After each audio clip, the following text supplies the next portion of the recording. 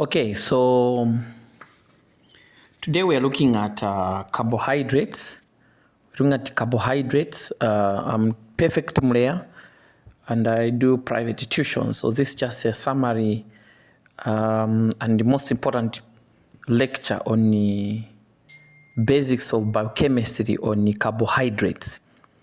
So I'll run you through. These are my handwritten notes. I'll run through it so that it will be easier and faster since I already wrote them down. So remember, there are three major organic molecules in the human body. There are proteins, there's lipid, there's carbohydrates. So carbohydrates are just one of the major organic biomolecules in human beings. And they are very, very important that you understand because they are important in the body for energy production and other functions. But the main function of carbohydrates is for energy. Okay, so these carbohydrates are composed of carbon, okay, hydrogen, and the oxygen molecules. Okay, so that's the general composition of carbohydrates. There's carbon, hydrogen, and the oxygen, written as CH2O. Okay, carbon in the ratio of 1 to 2 hydrogens to 1 oxygen. So 1 carbon against 2 hydrogens against 1 oxygen. It's the ratio of 1 to 2 to 1. That's the general chemical composition of the carbohydrates. Not chemical formula, but chemical composition. So these are energy-giving biomolecules or organic molecules in human beings composed of carbon, hydrogen, and oxygen. So they are organic in nature. That's what carbohydrates are. So the word carbohydrate is divided into two. Okay, carbo. Okay, there's carbon part. Okay, there's carbon, okay, which is C. And then there's also hydrate, which is to add water. Water is H2O. So when you say carbohydrate, it's like you are hydrating the carbon. You are adding water to the carbon. So carbon is here C, then you hydrate it H2O. Okay, that's the general composition. So it's like carbon that has been hydrated. Okay, so that's why we are talking about the two major components of carbohydrates. Carbon part, which has been hydrated. So you have carbon with the H2O. H2O is water. You hydrate the carbon, you form the general composition of the carbohydrates. Okay, I'll show you the general structure for carbohydrates so that you can see it nicely. Okay, so in this lecture, we're going to classify carbohydrates, structural classification, functional classification. So we are going to go through them. So these are carbohydrates. The other name for carbohydrates are saccharides. Saccharide is the same term as the carbohydrate. Saccharide simply means something sweet, and the carbohydrates are sweet by nature. They are saccharides. So you can have structural classification, functional classification, and you find these carbohydrates in plants, in animals, everywhere. Okay, they are very, very important. I'll show you how important they are. Okay, the next part we need to know is the general chemical formula. I've already mentioned that carbohydrate is divided into two words. Carbo, which forms carbon. Hydrate, it means to add water. So carbohydrate, okay, carbohydrate. Okay, you have got carbon, which has been hydrated. Okay, carbon with water. So you form H2O. So in the ratio of 1 carbon against 2 hydrogens against 1 oxygen. Okay, so that's how it works. 1 carbon against 2 hydrogens against 1 oxygen. This must be 1 there. Okay, so that's the ratio of the combination of these atoms. Then what's the general chemical formula? It's still CH2O. In brackets you put N, in which N refer to the number of carbons. N is the number of carbons, O is oxygen, H is hydrogen, C is carbon. So CH2O in brackets N. That's the general chemical formula for carbohydrates. When you expand this, N is multiplying by the coefficients of the atoms inside. The coefficient of carbon there is 1. You don't have to show it. Coefficient of carbon is 1. For hydrogen is 2. For oxygen is 1. So when you multiply N, which is the number of carbon, by the coefficients, it will give you Cn, H2n, or N. That's the general chemical formula for carbohydrates. So remember that. Okay. The next part we look at now the classification. So we classify carbohydrates in many ways. Okay. One of the ways in which carbohydrates are classified is according to the structure and also according to the functional group. Okay. So structural classification, you can have what we call simple carbons and simple carbohydrates and complex carbohydrates. So classification of carbohydrates, it can either be, you can say that say simple or complex. Under the simple carbohydrates, you're looking at carbohydrates with no other groups added to them. Okay, and they either exist as a monosaccharides or disaccharides. They're the simplest form, the structure. Okay, they are either monosaccharides or disaccharides. Monosaccharides, these are single sugar entities. Okay, for example, trioses is the simplest sugar, followed by tetroses, pentoses, hexoses. Then disaccharides, these are two sugars bonded together. Okay, the major disaccharides are lactose, sucrose, and maltose. We'll talk about them as we go further. Then in complex carbohydrates, these ones are a bit complicated. That's why we call it complex, meaning they either have other groups attached to them, all right, or they are longer than the disaccharides. So these include now the oligosaccharides with 3 to 6 sugar residues. Okay, oligosaccharides. Okay, the examples of oligosaccharides are raffinose, stachyose. Then you also have got polysaccharides. Polysaccharides have got more than 6 sugar residues. The polysaccharides, they have got more than 6 sugar residues.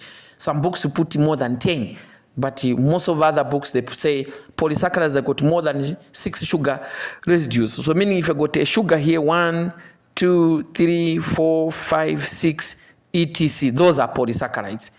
Okay, very important.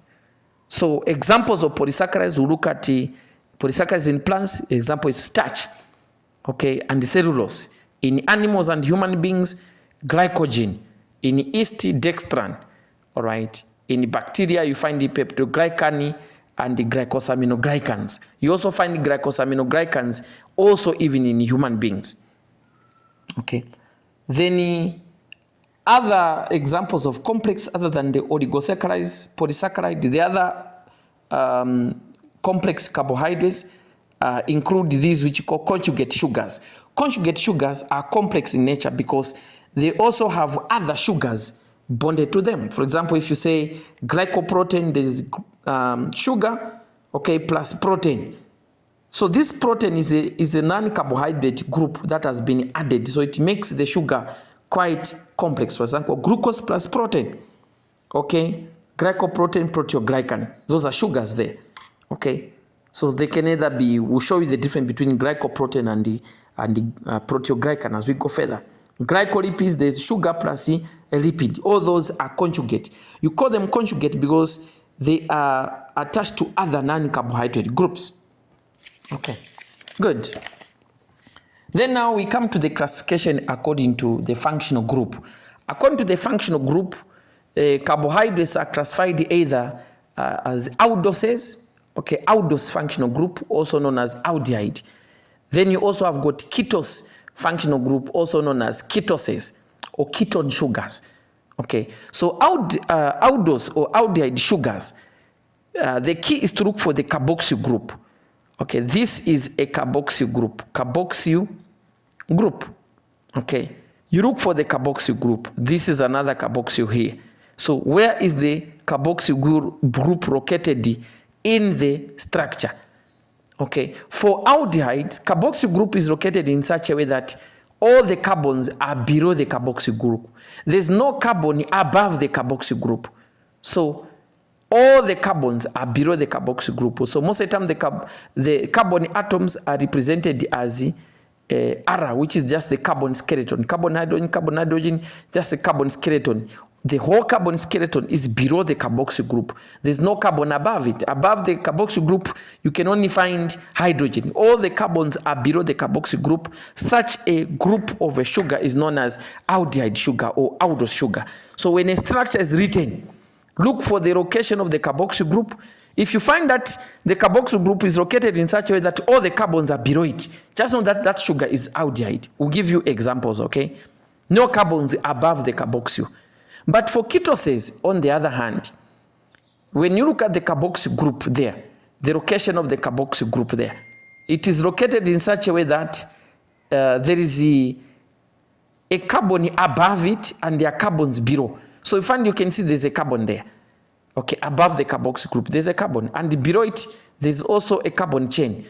So the carboxyl group is between carbon atoms. So if a sugar has a carboxyl group located between carbon atoms, that sugar is a ketose. So we'll show you some examples. So the key is the location of the carboxyl group. And this gives different sugar molecules different properties. So just these differences, or just this difference, gives the sugars different properties. Okay. So now let's start looking at these sugars one by one and give examples.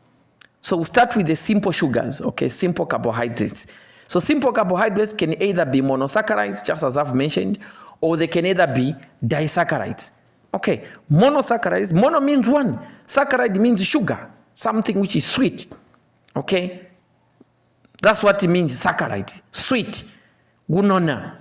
In Tonga we call it gunona, okay, meaning very sweet, something sweet is gunona, okay, saccharide. So it's the same term as glyco, okay, glycs. Glycs is also means same thing as sweetness, okay. So we look at the simplest carbohydrates can either be monosaccharides or disaccharides. So we start with the monosaccharides. The simplest monosaccharide sugar is a triose. So when you say triose, tri means 3. That's what tri means. Tri means 3. So it has 3 carbons. So a triose sugar has 3 carbons. It's the simplest sugar we have. So N is equals to 3. So N is equals to 3. That's why we call it a triose. Okay. So now remember from the general chemical formula for carbohydrates, we are saying carbohydrates are written as CN, H2N, or N. If N is equals to 3 and you expand this, it becomes C3 because N there is 3. C3H, remember there's 2 N there, 2 times 3, it becomes H6, or N, which is all 3 there. This is a triose, it's a simplest carbohydrates, and this is the general chemical formula for simplest carbohydrates known as trioses. Okay. Now these can either be aldehyde or ketoses. Aldehyde, example of a 3-carbon aldehyde or a triose aldehyde is glycerolaldehyde. Okay. Then a ketose aldehyde is dihydroxyacetone. Dihydroxyacetone. Now I want you to look at the structure. Okay. You can see this one, the carboxyl group is there. All the carbons are below the carboxyl group. So this is an aldehyde. Now if you look at the ketose, carboxyl group is between carbon atoms. So it's a ketose. So this makes it a different molecule from this one in terms of chemical properties. So ketose, dihydroxyacetone is a triose ketose. Then glycerolaldehyde is a triose aldehyde. So please remember that. Do I want you to memorize the structures like this? You don't necessarily need to memorize structures. What I want you to memorize are the names. If they say, what's the example? Give which of the following is a 3-carbon aldehyde. Be able to give me the answer. Which of the following is a 3-carbon ketose? Be able to give me the answer. Not necessarily drawing. Clear? Okay. Then we go to the next monosaccharide, which is tetrose. Tetrose, the word tetro from the word 4. Tetra. Tetra means 4. Okay, remember the word tetra. Tetra means 4. So a 4-carbon sugar is a tetrose. So this is a 4-carbon monosaccharide. It's known as a tetrose, where N is equals to 4. Tetra, 4. So this is equals to N and is equal to the number of carbons. So the number of carbons, they are 4. Okay, this is equal to the number of carbons. Okay, very important. So now from the general chemical formula for carbohydrates, which is H2NO. Okay, or CN, just as it is written there. Okay, it becomes C4. Remember, N is equals to 4. So CN, which is C4, H2N, which becomes H8, or N, which becomes O4. Okay, 4 oxygen molecules against the 8 hydrogen against 4 carbons. That's what you're talking about. Examples of tetroses, aldehyde tetroses. Example is erythrose, and threose. Okay, ketose, which are 4 carbon ketoses. Example is the erythrurose. There are others. Remember, this is erythrurose, and then the aldehydes are erythrose and threose. Ketose is erythrurose. Now look at the structure of erythrose and threose. All the carboxyls are above the carbon skeleton. All the carbon skeletons are below the carboxy group. So these are aldehydes. Then when you come to ketose, you can see the carboxy group is located inside the chain, okay, between the carbon atoms. That's why the carboxy group is. So when you look at the location of the carboxy group, it gives you an idea that this is a ketose, this is an aldehyde. That's how you tell when you look at the structure. So do I want you to memorize, to draw these ones? No, but remember the names of tetrose aldehyde. So if I say which of the following are the 4 carbon aldehydes, at least remember erythrose, threose. 4 carbon ketoses, erythrurose. At least remember those ones. Not necessarily the structures, but remember the names. Much better. Okay. Then we go to the 5 carbon pentose. 5 carbon sugar is known as pentose. Pente. Anything to do with the pente, whatever. This is equals to 5. So this 5, it means that there are 5 carbons. So N is equals to 5. So remember, initially you have CH2O, and then in the brackets N. When you expand it, it becomes CN, H2N, or N. When you give it, you punch in it because N is equals to 5, it will give you C5, H10, O5. Okay, these are pentose sugars. Examples of pentose sugars, aldehyde pentose sugars. Okay, ribose. Okay, I usually put it as a mnemonic. Raxio, which is ribose, arabinose, xyrose, and lycose. These are 5 carbon aldehyde. Okay, ribose, arabinose, xyrose, and lycose. 5 carbon aldehydes. Then 5 carbon pentoses, 5 carbon which are pentoses, which are ketoses in nature, which are 5 carbon ketoses. The major one is ribulose. Ribulose is the major 5 carbon ketose. Now also look at the structure. The carboxyl is between the carbon atoms. So it's a ketose sugar. So you don't have to worry much about the structure, okay? Then for the ribose, okay, the carboxyl is there. All the carbons are below it. In terms of its structure as a ring, this is a linear structure, this is a ring. This is how it looks like. This carbon 1, carbon 2, carbon 3, carbon 4, carbon 5. So the oxygen molecule, they must be 1, 2, 3, 4, 5. Okay, carbons 1, 2, 3, 4, 5. Hydrogens 1, 2, 3, 4, 5, 6, 7, 8, 9, 10. So everything must be showing that you see 10 hydrogens, 5 carbons, 5 oxygens. That's how it is.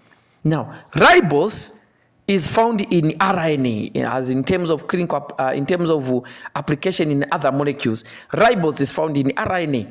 RNA is riboxynucleic acid because it contains the ribose sugar, which is a 5 carbon aldehyde. But in DNA, you find the deoxyribose. It is still the 5 carbon aldehyde sugar, but this sugar lacks oxygen at carbon number 2. At carbon number 2, there's no oxygen. So it becomes deoxy. Deox means removing oxygen. So in DNA, you find deoxyribose. Okay, that's why you call it deoxyribonucleic acid. That's DNA. Okay, deoxyribonucleic acid, that's DNA. We call it deox because there's no oxygen at carbon number 2. Okay, of the 5 carbon ribose sugar, there's no oxygen there, so it becomes deoxyribose. But at the end of the day, it's almost the same thing. Okay, so remember that. Then we go to the 6 carbon sugars. They are known as hexose. The word hexa means 6. Hex is 6. Okay, so hexose is a 6 carbon sugar. When you expand it, since 6 is equals to N, or N is equals to 6, it becomes from the general chemical formula of CN, H2N, ON. When you expand it, it becomes that structure, C6, H12, O6. That's a hexose sugar. It's a general chemical structure of a hexose sugar. Now, this hexose sugar can either be aldehydes or ketoses. The major aldehyde hexose sugars are glucose, galactose, and mannose. All these are 6 carbon aldehydes. Glucose, galactose, mannose. Then 6 carbon ketoses. The major one is fructose. It's a 6 carbon ketose. The major 6 carbon ketose is fructose. And actually is the most abundant ketose in the body. Is fructose. Okay, very important. Now look at the structure of glucose that I want you to look at. Okay, this is glucose, 1, 2, 3, 4, 5, 6 carbons. The carboxyl group is there. All the carbons are below it. So it's an aldehyde. All right. In ring form, that's how glucose looks like. This is D-glucose with 1, 2, 3, 4, 5, 6 carbons. That's a ring form of glucose. You don't need to memorize much about it. Okay, unless if you're a medical student, yes, we want you to memorize everything. As a medical student, memorize the structures. Okay. Then fructose, you can see the carboxyl group is within the chain, is between the carbons. All right, that's a ketose. That's how fructose looks like. Even the ring form of fructose, that's how it looks like. Very, very important. Okay. Now, the relationship between glucose and fructose is glucose is an aldehyde, fructose is a ketose. So these are more of structural isomers of each other. They have the same composition but different structures. So these are isomers, structural isomers. Just like even the previous one that we've looked at under the triose and tetrose and the pentose aldehydes and the ketoses, they are structural isomers of each other. Okay. Very important. Then we'll show you what's the difference between glucose and galactose, galactose and mannose. What's the relationship? Glucose and mannose, if they are from the same group, how do they differ? What's the relationship? But if they are from different groups, you call it structural isomers. Okay. What if they are from... So an isomer, remember, is a molecule with the same chemical composition but different structures. So glucose, fructose, these are structural isomers. Please remember that. Okay, so other forms of isomers, for example, enantiomer, okay, epimers, diastereoisomers. So they are what we call stereoisomers, enantiomers, epimers. So I want to give you some examples of what an epimer is, what an enantiomer is. All these are just subtypes of isomers. Okay, so let me give an example. For example, D-glucose and the L-glucose. They are both aldehydes, is the same molecule, just different orientation, but the same molecule.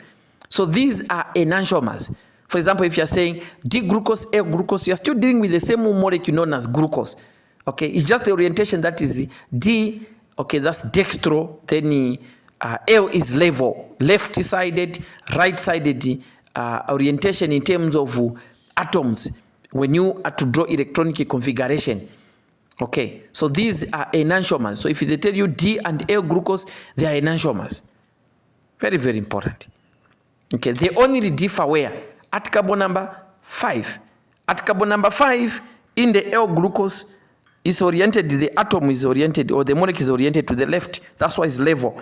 At carbon number 5, in D glucose is oriented to the right. So that's dextra. Right, left. So they differ at carbon number 5. Just at the carbon number 5, where there's orientation of hydroxide to the right in D or to the left in L glucose. So these are more like enantiomers. Okay. It's a special type of structural differences. Then there are also those that we call epimers. Epimers is not the same molecule. You got glucose, galactose, but they belong to the same functional group. They are both aldehydes. So if the molecules you are comparing are both aldehydes, they only differ at different structures or different molecules, the way they are oriented. These are epimers. So for example, you can say galactose and glucose. They belong to the same group. Just like you saying glucose and galactose, glucose and mannose, mannose and galactose. You know, those are epimers because they are both aldehydes, but they are different molecules belong to the same functional group. So if a molecule has the same functional group but different orientations, they'll have different names. So you call them epimers. Okay. So how does galactose differ from glucose? Glucose, you look at carbon number 4. Okay, the hydroxide in glucose is below there, but in galactose is up there. That's the only way they differ. Okay. Very important. So glucose is epimer to galactose, sorry. So epimer is just a special type of a stereoisomer. It's not really a simple isomer, a stereotype of an isomer. We call it epimer. Okay. What did I say about glucose and fructose? These are simple isomers. Okay. Glucose and galactose, these are epimers. So epimer is a type of a stereoisomer, twisted isomer. It's just in the twisting of molecules. Okay. The other one which I'll put, for example, alpha and beta glucose. Alpha and beta glucose, these are enantiomers of each other. So let me show you the other one I was trying to show you. Okay, it's more like me showing you L and D glucose. These are enantiomers. It's the same molecule. It's the same molecule but different at one point. They are enantiomers. So it's the same thing. If you are mentioning the same molecule, for example, alpha glucose, beta glucose, they differ at carbon number 1.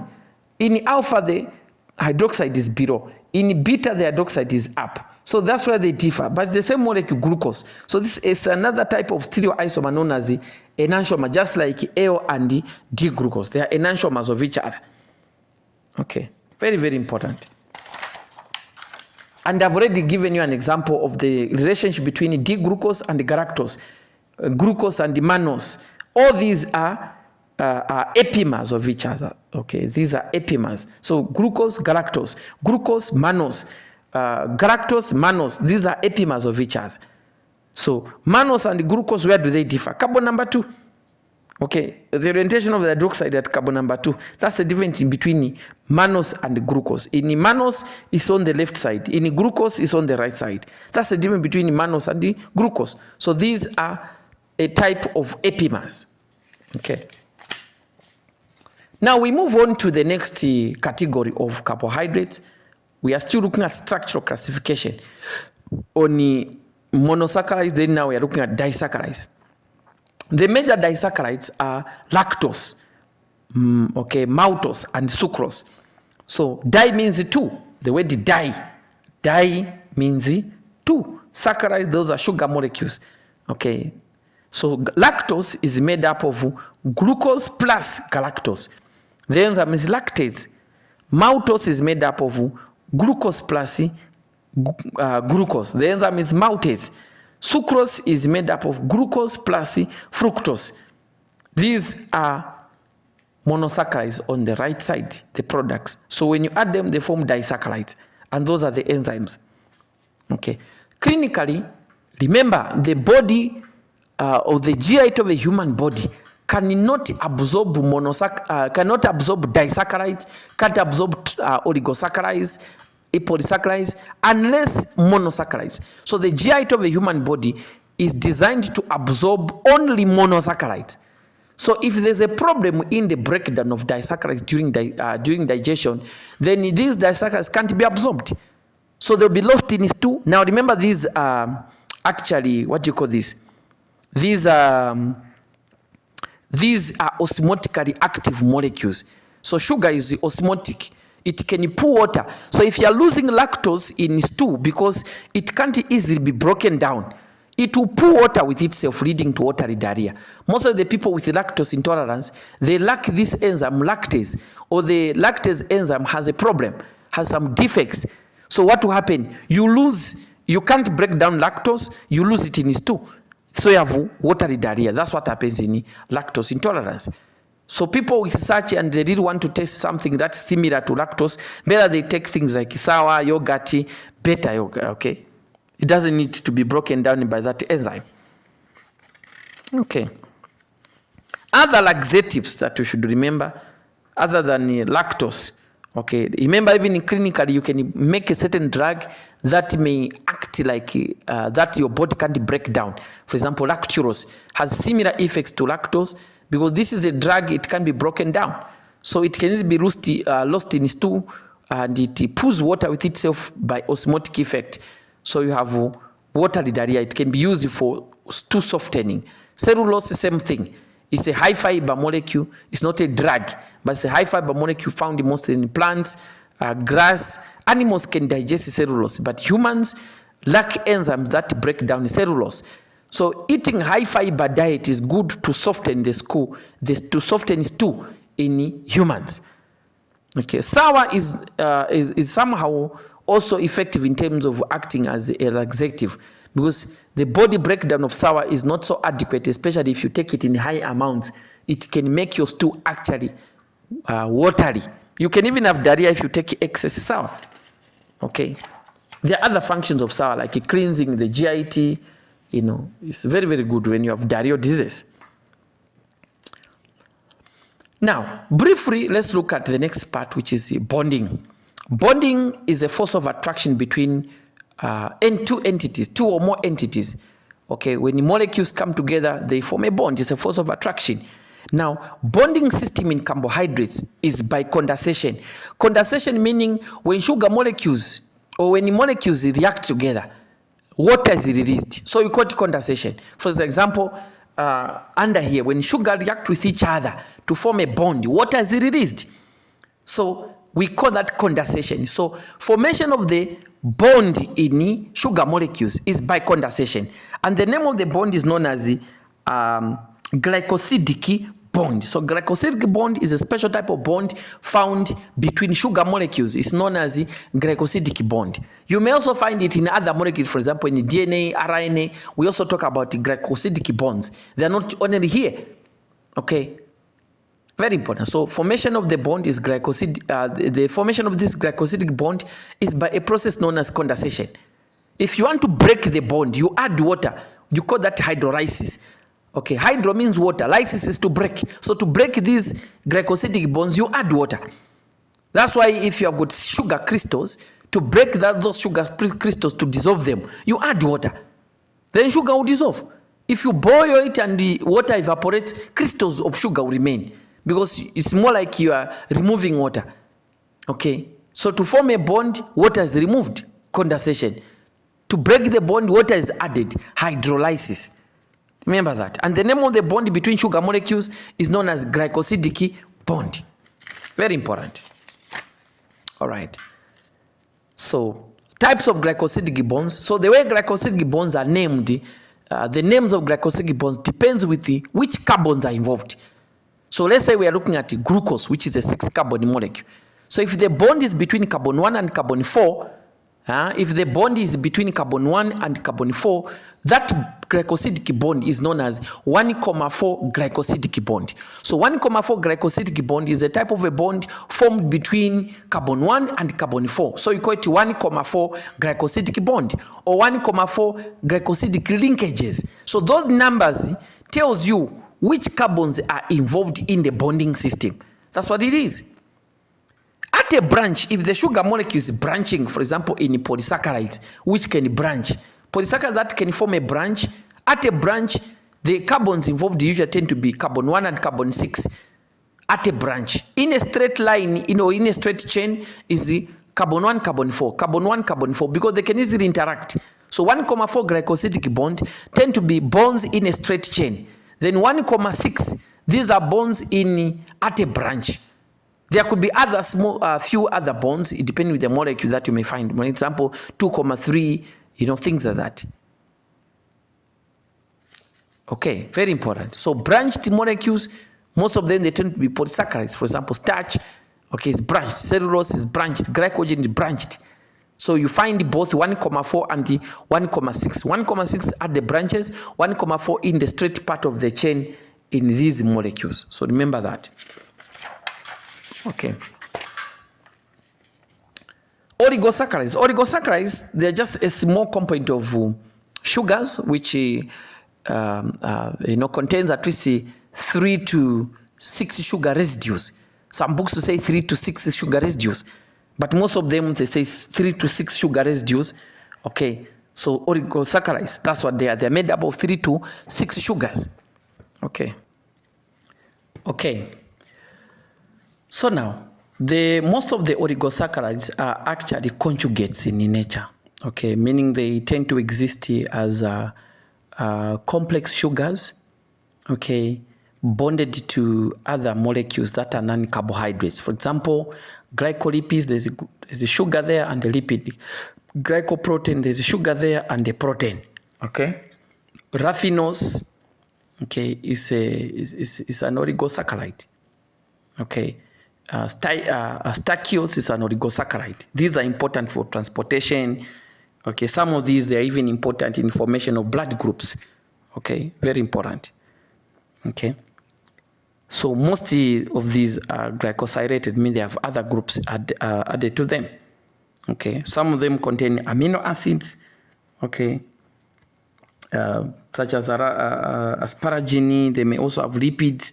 They have protein. They can have any other groups. So most of them, they can even act as important molecules during immunity. They're important in transport. They're important in formation of blood groups. Most of these blood groups are glycoproteins, meaning they are conjugate oligosaccharides. Okay, some of them, they act as receptors, so they're important even in the immune system. Okay, those are oligosaccharides. Okay, but we won't really dwell much on their structures and everything. Okay, it's not that important for you. So polysaccharides, the word poly means many. Okay, so some books will say polysaccharides have other books here. Other books, they say polysaccharides have got more than 10 sugar residues. Okay, but most books will say more than 6 sugar residues is a polysaccharide. Okay, 3 to 6, that's oligosaccharides. Above 6, polysaccharides. But other books, a few books will say above 10. Okay, so poly means many. So examples of polysaccharides, most of these polysaccharides are energy storage molecules. So these are big molecules involved in energy storage. Okay, example is starch. Starch is the storage polysaccharide, or is the storage form of sugar in plants. Okay, you can have amylose, which is unbranched, while amylopectin is branched. So these are storage carbohydrates. These are storage carbohydrates in plants. That is starch. So you find it in as amylose. Okay, it's unbranched. Amylopectin is branched, highly branched. Okay, so you find them in the plants. Okay, it's also found in the grains, for example, for maize. Okay, very, very important. So take note of that. So amylose, no branches. Amylopectin, branched. The other type of polysaccharide in plants is, okay, before you go to the other type, you can see amylopectin, since it's branched, it has both 1,4 glycosidic bonds in a straight chain. Then at a branch, you find 1,6.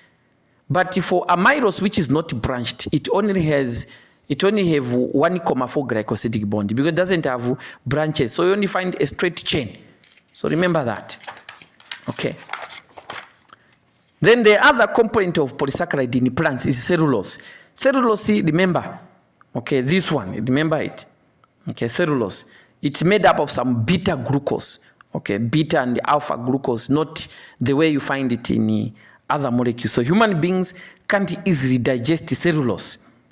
Okay, so human beings don't have proper enzyme to digest cellulose, but animals, ruminous animals, okay, can easily digest it. But is it important in human diet? Yes, it's important in human diet because it provides some laxatives. So just a small component that you find in you find a lot of starch that human beings can digest. But a small component in plants or vegetables, you find the cellulose. It's important for stool softening or as a laxative naturally. Okay, so very, very important. So that's why even in constipation, you can give cellulose as a stool softener. We even encourage people to take a lot of it. Then we go to the polysaccharides. Okay, so poly means many. Okay, so poly means many. That's what the word poly is. So poly means many. Okay, so the other polysaccharide in now animals, those were plants. In animals and in animals and human beings. Okay, the storage form of carbohydrates is glycogen. So glycogen, the storage carbohydrates in animals and human beings. Glycogen is found mostly in the liver and the skeletal muscles. It is the one that maintains blood sugar levels. Okay, glycogen. So when you eat, excess sugar get converted into glycogen using insulin. So remember, when you eat, glucose levels are high. So that glucose stimulates the pancreas. The pancreas will convert excess glucose into glycogen. So storage form of glucose in humans is glycogen. Glycogen is highly branched, more branched than starch. So remember that glycogen is more branched than starch. Okay, so it stores carbohydrates in humans, mostly either in the skeletal muscles or in the liver, using insulin. So insulin converts excess glucose into glycogen. All right, very, very important. When you are starving, the opposite happens. When you are starving now, glycogen is converted into glucose using glucagon. But when glucagon is a hormone when you are starving, okay, and cortisol, they break down glycogen back to glucose when you are starving. But so it's in between meals to prevent hypoglycemia. But when you're from eating, insulin is high, okay, glucagon is low, so excess glucose get converted to glycogen. So if you lack insulin, conversion of glucose into glycogen becomes very poor. Okay, so we end up having hyperglycemia. But we are going to look at the glycogen synthesis mechanism nicely. So you need the insulin as a hormone. You also need the a primer known as glycogenin. So the process of glycogen synthesis is known as glycogenesis. Glycogenesis is the synthesis of glycogen from glucose using insulin as a hormone, glycogenin as a primer, and glycogen synthase, okay, as a major enzyme. Okay, so we'll look at glycogen metabolism later on. Okay, even the breakdown of glycogen is known as glycogenolysis. You break down glycogen to glucose to maintain sugar levels between meals. So we'll look at there's a lecture known as glycogen metabolism. We'll look at glycogenesis, synthesis of glycogen, and also there's glycogenolysis, which is breakdown of glycogen. We'll look at it more in details. So glycogen synthase, insulin hormone, okay, and glycogenin primer. They're involved in glycogen synthesis when you are fed. Okay, in between meals, glycogen is broken down into glucose. Okay, where is glycogen stored initially? It's stored mostly in the skeletal muscles and the liver. Now, between skeletal muscles and the liver, partially also in the kidneys.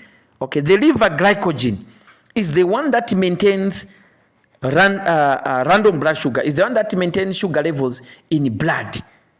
So the liver glycogen is the one that maintains sugar levels between meals, not the skeletal muscle glycogen, not the kidney muscle, kidney organ glycogen. It's the liver. So the skeletal muscle are not used to maintain the sugar levels between meals.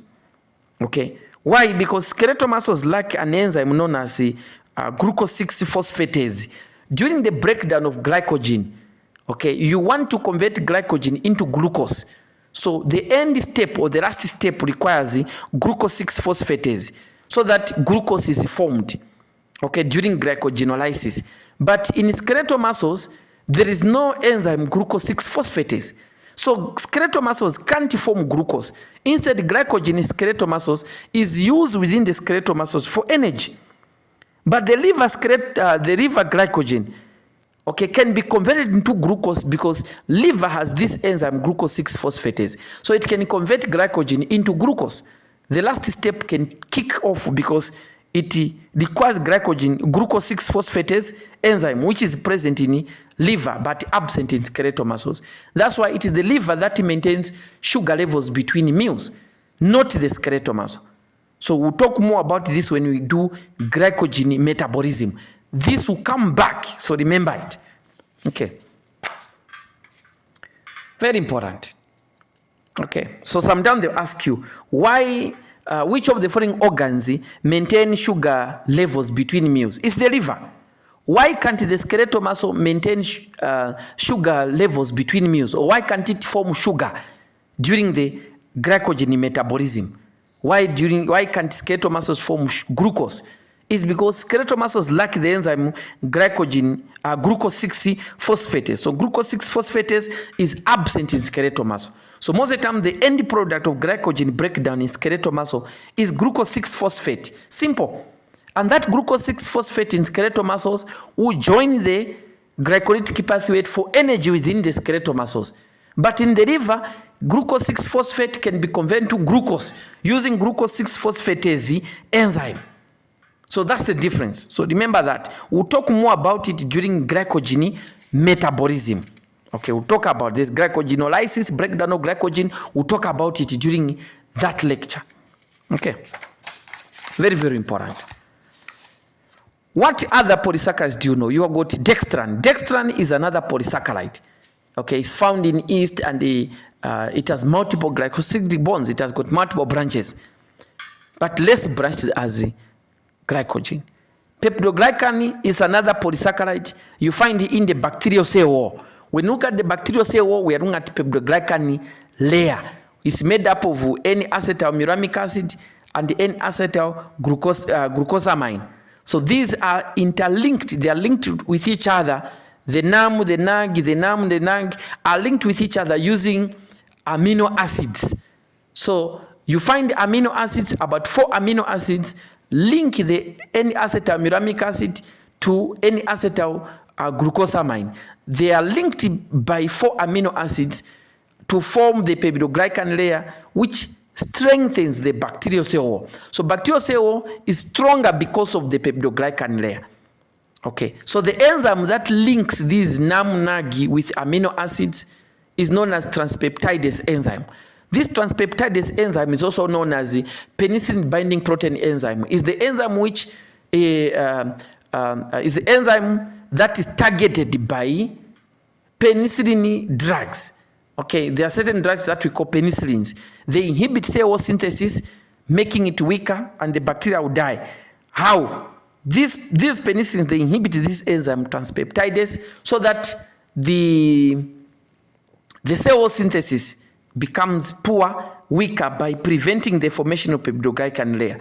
Okay, so it will inhibit this enzyme transpeptidase, so it can't cross-link the NAM and the NAG found in peptidoglycan. Very, very important. Other enzymes, for example, lysosomes. Lysosomes, those are enzymes that you find in the human cells as part of organelles. They are complex of enzymes that act as bactericidal enzymes because they kill or they damage the peptidoglycan layer. Okay, those are lysosomes. Those are normal ones. Okay, very important. So take note of such. Okay, so peptidoglycan layer is thicker in gram-positive and thin in gram-negative. So you can even use it to differentiate between gram-positive and gram-negative because it's thicker in gram-positive, thin in gram-negative. Those are some of the things that I wanted you to know on the peptidoglycan layer. It's a polysaccharide in the bacterial cell wall. Okay. The other polysaccharide are the glycosaminoglycans that we call GAGs. A GAG like that. Okay. So a GAG is another polysaccharide, okay, which is glycosaminoglycan. You find these mostly in the connective tissue. So these GAGs, which are glycosaminoglycans, are made up of sugar, amino acids, and the other molecules such as sulfur and uronic acid. So sulfur and uronic acid are the major components that form GAGs together with some sugar molecules and amino acids. Now, because of the sulfur and the uronic acid, glycosaminoglycans, which are the GAGs, have a high negative charge. That negative charge gives them hydrophilic properties where they can attract a huge amount of water. That's why GAGs tend to be gel-like in appearance because they've got a lot of water, so they form that mesh-like fluid environment that act as a shock absorber, lubrication, etc. Okay, So what are the examples of GAGs? Examples are dermatan sulfate, you find it in the dermis of the skin. Keratin sulfate, find in the keratin protein. Chondroitin, you find it mostly in the joints, synovial joints.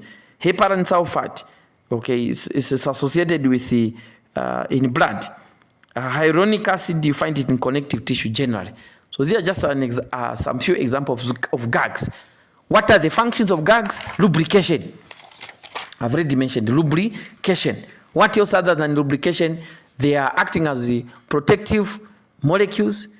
Okay. Also, they are important in preventing wear and tear. They also act as the shock absorbers, etc. Okay. What's the other polysaccharide? The other polysaccharide is lipopolysaccharide. Lipopoly is a conjugate polysaccharide, meaning there's lipid and also sugar. You find this mostly in bacteria. Okay, bacteria cell wall, just like peptidoglycan layer. But this one is special because lipopolysaccharide act as an endotoxin. Okay, it's produced by almost all gram-negative bacteria produces lipopolysaccharide.